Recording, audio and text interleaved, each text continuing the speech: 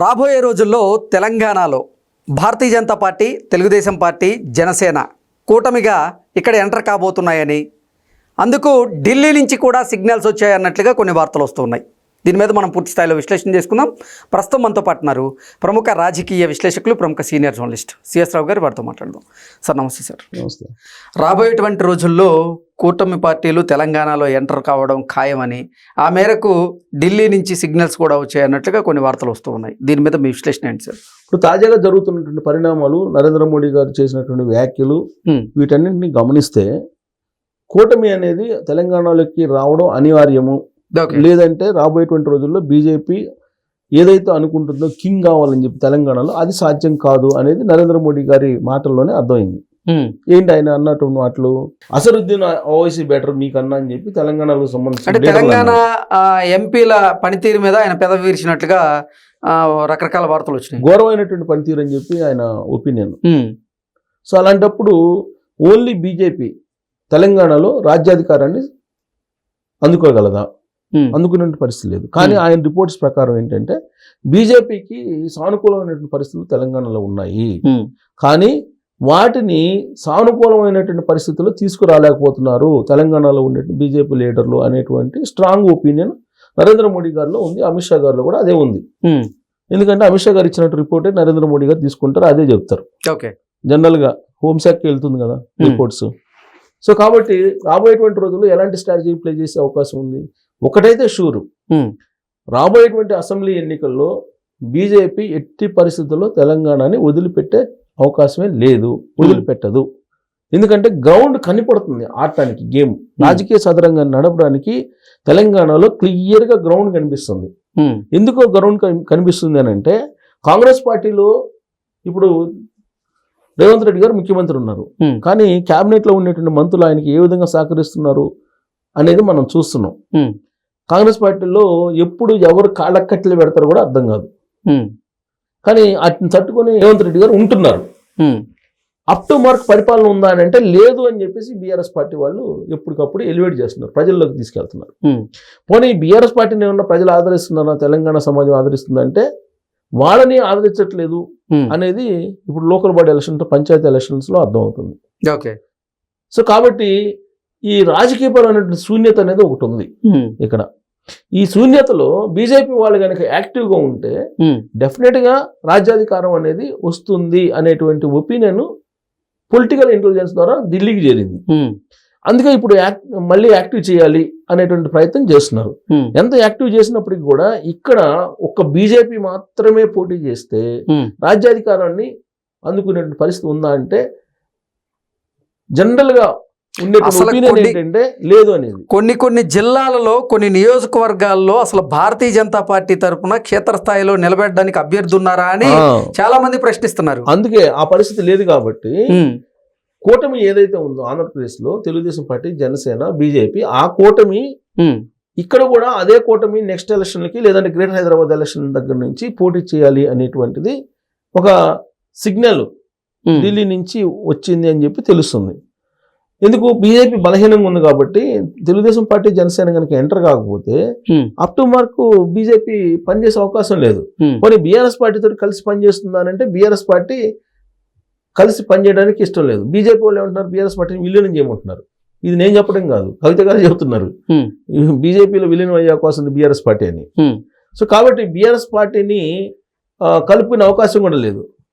ఎందుకు నేను ఈ మాట చెప్తున్నాను అంటే, కలుపుకునే అవకాశం లేదు, పొత్తు పెట్టుకునే అవకాశం లేదని 2024 లోక్సభ ఎన్నికల సందర్భంగా పొత్తు పెట్టుకోవడానికి సర్వ ప్రయత్నాలు చేశారు కేటీఆర్ గారు. ఈ విషయం అన్ని మీడియా హౌసెస్ లో, అన్ని మీడియా పత్రికల్లో కూడా వచ్చింది. ప్రయత్నం చేశారు, కానీ బీజేపీ వాళ్ళు దానికి సుముఖంగా లేరని. ఎందుకు సుముఖంగా లేరంటే దానికి బలమైనటువంటి కారణాలు ఉన్నాయి. కేసీఆర్ గారు అధికారంలో ఉన్నప్పుడు ఆయన ఫోన్ ట్యాపింగ్ చేశారు. ఈ ఫోన్ ట్యాపింగ్ చేసి అక్కడ ఎమ్మెల్యేలు ఏదో కొనుగోలు చేస్తున్నారు బీజేపీ వాళ్ళు అని చెప్పి 4 స్వామీజీల్ని ఆయన అరెస్ట్ చేసి జైల్లో పెట్టించారు.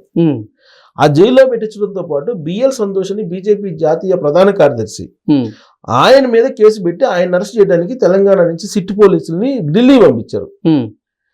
కరెక్ట్గా ఈ పాయింట్ దగ్గరే బీఆర్ఎస్ పార్టీ వేసినటువంటి, లేదంటే కేసీఆర్ గారు వేసినటువంటి పెద్ద రాంగ్ స్టెప్. బిఎల్ సంతోష్ అని అంటే చాలా మందికి తెలియంది ఏంటంటే ఇవాళ మనకి కనిపిస్తున్నటువంటి అమిత్ షా గారు కానీ నరేంద్ర మోడీ గారు కానీ పవర్ఫుల్.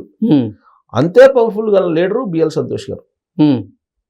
బిఎల్ సంతోష్ గారిని అరెస్ట్ చేయడానికి కేసీఆర్ గారు పోలీసులను అక్కడ పంపించారనంటే బీజేపీ వాళ్ళు బీఆర్ఎస్ పార్టీని బలంగా ఉండనిస్తారా తెలంగాణలో? ఎట్టి పరిస్థితులు ఉండెవరు. ప్లస్ కలిసి కూడా బీఆర్ఎస్ పార్టీతో నడవరు. బీజేపీ నడిచే అవకాశం లేదు. సో కాబట్టి కూటమి వస్తే బీఆర్ఎస్ పార్టీ బలహీనపడుతుంది. ఎందుకు బలహీనపడుతుంది? బీఆర్ఎస్ పార్టీలో ఉండేటువంటి తెలుగుదేశం పార్టీకి సంబంధించినటువంటి క్యాడర్ కానీ లీడర్లు కానీ అక్కడ ఉన్నారు, including KCR Telugu Desam party DNA. కాబట్టి ఒకసారి తెలుగుదేశం పార్టీ ఇక్కడికి వస్తే చంద్రబాబు నాయుడు గారు ఇక్కడ అడుగు పెడితే బీఆర్ఎస్ పార్టీ క్యాడరు చాలామంది మళ్ళీ తెలుగుదేశం పార్టీ పూర్వవైభవం కోసం మళ్ళీ వెనక్కి వస్తారు, రీబ్యాక్ అవుతారు. అక్కడ విసిగిపోయారు. అది కుటుంబ పాలన అనేది బీఆర్ఎస్ పార్టీ క్యాడర్కి లీడర్లకి అర్థమైపోయింది. కాకపోతే ఆల్టర్నేటివ్ డయాస్ లేక వెయిట్ చేస్తున్నారు అని ఆ పార్టీలో ఉండేటువంటి వాళ్ళే 1-2 సందర్భాల్లో నన్ను కలిసినప్పుడు నేను వాళ్ళని కలిసినప్పుడు వాళ్ళు షేర్ చేసుకున్నటువంటి అభిప్రాయం. అందుకే చంద్రబాబు నాయుడు గారు ఆంధ్రప్రదేశ్లో 4వ ముఖ్యమంత్రి కాగానే హైదరాబాద్ వస్తే ఒకళ్ళు తెలియకుండా ఒకళ్ళు పోయి కలిశారు. మల్లారెడ్డి కలిశారు, తీగల కృష్ణారెడ్డి కలిశారు, కృష్ణారావు గెలిచారు, ఇలా అనేక మంది కలిశారు.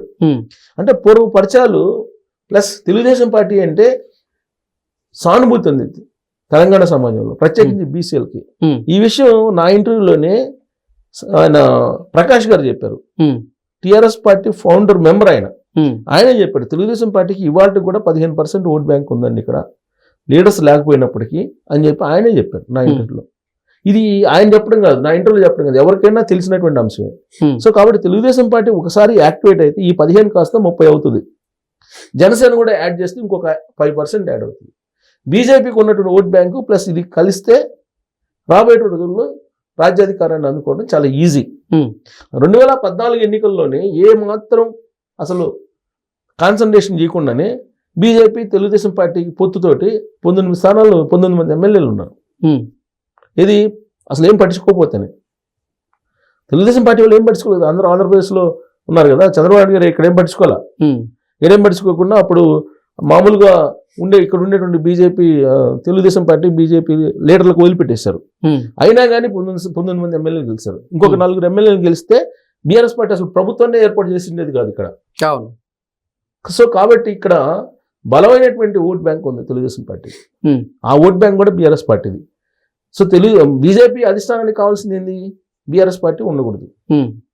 సో కాబట్టి బీఆర్ఎస్ పార్టీ ఉండకూడదు. బలహీన పడాలి ఏంటంటే కూటమి పార్టీలు తెలుగుదేశం పార్టీ జనసేన ఇక్కడ రావాలి. అందుకే ఈ మధ్యకాలంలో పవన్ కళ్యాణ్ గారు రాబోయేటువంటి గ్రేటర్ హైదరాబాద్ ఎన్నికల్లో మేము రాబోతున్నాం అని చెప్పి సంకేతాలు ఇచ్చారు.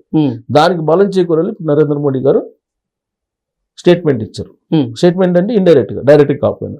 సో రాబోయే రోజుల్లో ఇక్కడికి తెలంగాణకి తెలుగుదేశం పార్టీ జనసేన బీజేపీ కూటమిగా రాబోతున్నాయి అనేది ఢిల్లీ నుంచి నరేంద్ర మోడీ గారే పరోక్షంగా సంకేతాలు ఇచ్చారు అనుకోవచ్చు. Okay sir, thank you so much.